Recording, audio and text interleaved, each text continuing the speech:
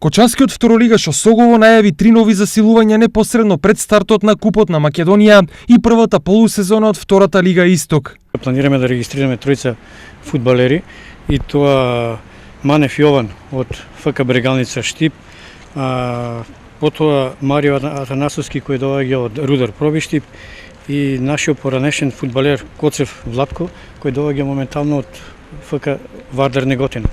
Како што вели Богатинов, клубот е подготвен за предизвиците кои следат. За првенството и за купот 90% сме веќе подготвени. Теренот е спреман, уште останува малку трибината да ја дотераме да се зачисти, инаку теренот е искосен добро, страните е искосено, така да се надевам овие 2 дена ќе завршиме во потполност организацијски оддел.